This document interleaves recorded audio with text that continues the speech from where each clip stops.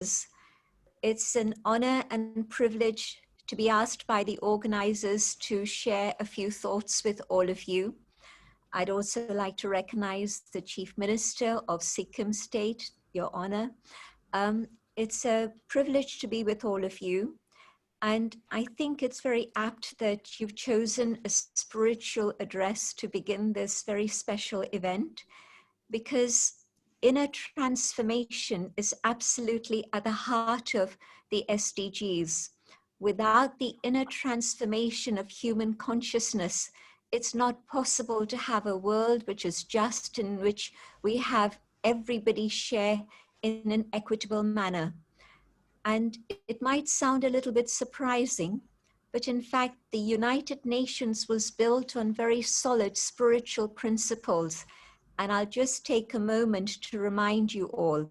For example, the preamble of the United Nations Charter speaks of the dignity and worth of the human individual. The preamble of UNESCO speaks about wars being created in the minds of men and the defense of peace being created in the same way, inside. And so it's not surprising that we're looking at the whole subject of the SDGs from a spiritual perspective. In fact, when the United Nations endorsed the 2030 Sustainable Development Goals, it was at that time that they actually inserted the phrase of transformation. But of course, at that point in 2015, the word transformation was never defined. And subsequently, the United Nations Population Fund hosted 3 dialogues in which different stakeholders from different professional backgrounds were invited to contribute. And the Brahma Kumaris have been part of that dialogue series and will continue to do that. And when you look at the word of transformation, and if you're hoping to have sustainable development for all people, the only way to be able to achieve that goal is through human transformation of consciousness.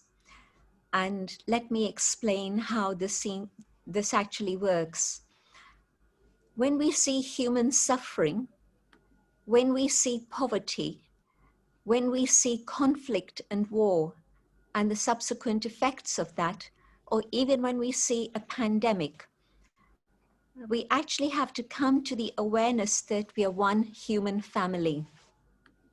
Whilst we have differences of color, caste, race, religion dividing us, whether it's political divisions or societal divisions, inequity in all levels, whilst we still have all those factors, it's not possible to come to a state of sustainable development.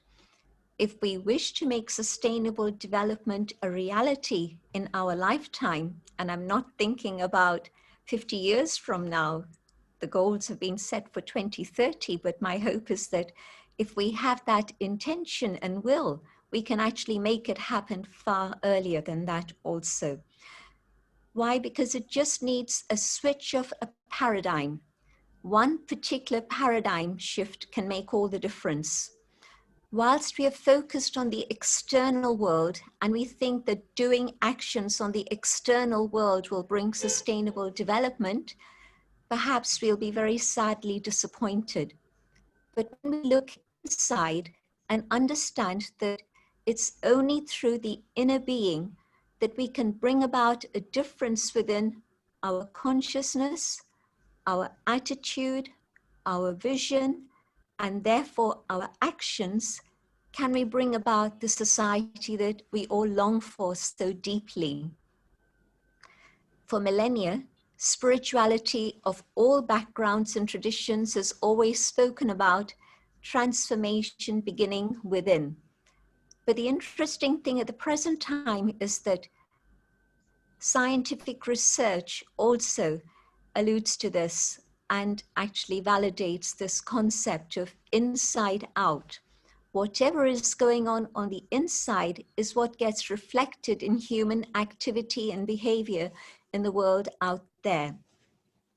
If we want to achieve these goals, then there has to be the paradigm shift of moving away from the external identity, which is totally divisive, to come back to the inner being, in which all human beings share the same hopes and dreams and visions and can work together to make those visions a reality. Because it's within the inner being that there is compassion, dignity, humility, collaboration, cooperation. It's only when we are in touch with the inner reality of ourselves that we're then able to achieve the external realities also. I'd like to just touch upon the 5 basic elements of the SDGs. And these have been articulated as people, planet, peace, prosperity, and partnerships. And I'm sure that you can already see the linkage between spirituality and development in the external world. People, we must come to the consciousness of one family. And truly, this is who we are. We get very, very divided between each other through all external factors. But when we deeply go within ourselves, there's an empathy with every human being that I'm seeing and those that I don't even see. Because our blood, our sweat, our tears are actually the same, no matter what external features might be different. And so not only on those very physiological levels are we the same, but on the inner spiritual depths, we share the same values of peace, of truth, of love, of joy, of purity. These are the essential ingredients of the human being within. And so, yes, of course, we are one family. And in Bharat, Vasudha Kutumba has been recognized as being the one family consciousness. But in all other traditions also, we are reminded we are all brothers and sisters, whatever the color of our skin and other factors may be. And so firstly, the consciousness of one people, one family, so that there can be human flourishing for all. The second, the planet.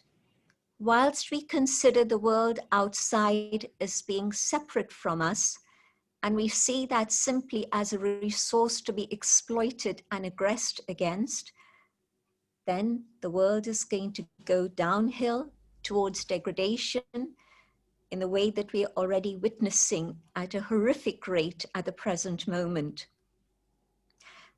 The glaciers that scientists predict would take another 40 years to start melting have already melted.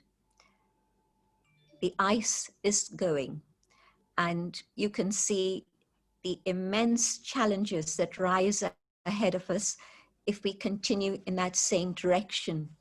But once we recognize the planet as being sacred, all forms of life existing on the planet, supporting each other, then we begin to change our attitude towards the world outside and the planet, to all other forms of life and nature itself. And that sanctity has to be respected. Otherwise, the ecosystem, which is our home, is destroyed by human beings. No other creature destroys its own nest in the way that human beings have done over the last 100 years, longer maybe, but certainly even in the last 60 years in our lifetimes. And so at this moment, that awareness, we are stewards of this planet, and to treat nature and all within this planet as sacred is the only way forward. Peace. Can there be sustainable development without peace? Equally, can there be peace without sustainable development? And so you can see the linkage of both of these. But where does peace begin? The UNESCO preamble reminds us that it begins in the minds of human beings. And so only when I go on that spiritual journey inwards am I going to be able to experience peace and the power of peace that can bring all communities together. Prosperity for all, sharing the abundance of the world with all. Nature has provided us with a huge amount of prosperity and abundance. Unfortunately, the limited nature of human consciousness has divided it and subdivided it so that now most of it rests in 1% of the world's population. And so now a different consciousness and awareness of the human family so that we come together and we have the generosity of spirit to be able to share and care for each other. Because when the boat starts to sink, it's not only one part of the boat that sinks, it's the whole boat. We are on the same planet, we are the same family, and there has to be prosperity and abundance and flourishing for all people. And the fifth one, partnerships. Partnerships are absolutely vital. How is it possible for one part of society to be able to bring about transformation in a whole planet by themselves? We have to involve and engage and be concerned with absolutely each one of the stakeholders within this human population.